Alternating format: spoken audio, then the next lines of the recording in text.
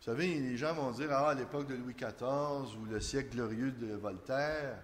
Mais c'était à l'époque où la plupart des cours européennes parlaient le français.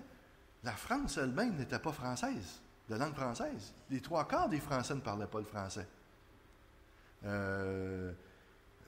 Même encore aujourd'hui, 8% des Français de souche, là, on ne parle pas des immigrants, on parle des personnes là, qui sont de français depuis 2000 ans, n'ont pas le français pour langue maternelle. Ils ont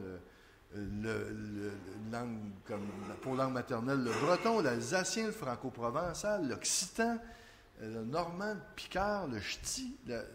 Donc, ils sont nés dans une autre langue et ils ont été francisés par l'école. Une autre idée très forte de l'âge d'or, c'est cette idée qu'il y a eu un français pur à un moment donné qui a existé. Alors que n'importe qui a étudié de près la langue se rend compte que c'est une langue qui a été bâtie sur des usages, parfois, pour ne pas dire souvent, fautifs, et qui se sont répandus, qui sont devenus la norme. Mon exemple favori, c'est le mot « fromage ». Mon grand-père, au Québec, disait encore, il y aurait 110 ans maintenant, quand je l'ai connu, il disait un formage. Un formage. Ce qui est intéressant, c'est que le mot formage est le vrai mot d'origine du mot fromage, parce qu'on formait le lait. C'était un formage. Pour des raisons de linguistique assez compliquées, c'est le terme fromage qui s'est répandu dans le peuple. Et quand l'Académie française a fait son premier dictionnaire, a tranché entre les deux, pour une des rares fois, elle a donné raison au peuple, et c'est le mot fromage qui est devenu le terme de référence. Alors, c'était basé en fait sur un usage fautif. C'est très, très particulier comment la langue évolue. Nénuphar, vous rappelez-vous de la fameuse polémique du nénuphar autour des rectifications orthographiques. Tout le monde disait « nénuphar », tout le monde riait du PH qu'on voulait mettre à nénuphar.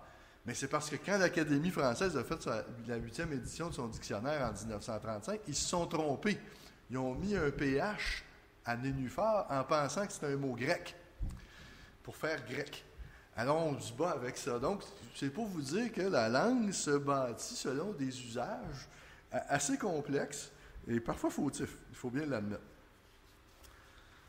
Une des choses que nous avons faites dans notre livre sur la langue française, Julie et moi, c'est que bien que ça se présente comme une histoire de la langue, comme une narration sur 2000 ans, c'est aussi une anthropologie des parlants français, c'est-à-dire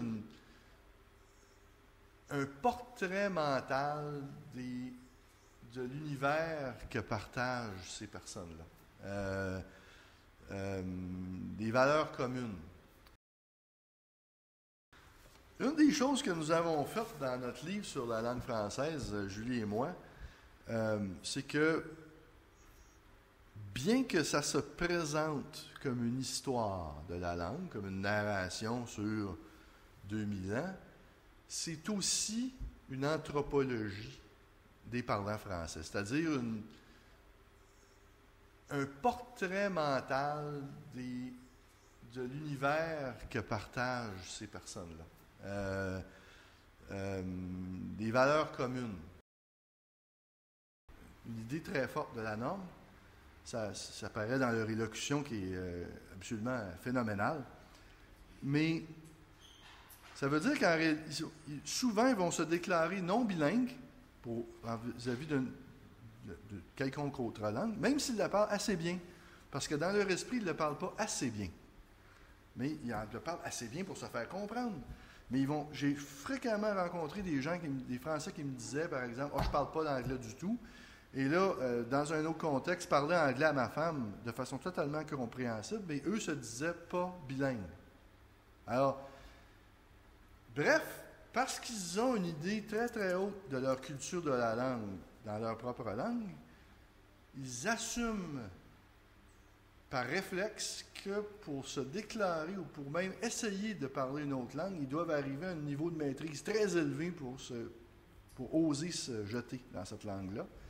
Ce qui est en fait complètement faux, puisque dans la plupart des langues, les locuteurs ont une conception plutôt désinvolte de leur langue et vont s'accommoder d'un locuteur qui parle de façon approximative du moment qu'il fait l'effort. Les Québécois ont une culture du français complètement différente.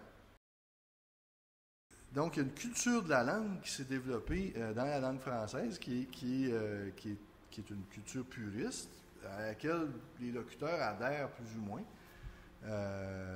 mais qui est la culture commune de tous les francophones, mais qui dicte un peu leur rapport au monde, leur rapport aux autres langues aussi. C'est très, très, très fort, ça, cette idée-là de pureté. Il la transpose aux autres langues.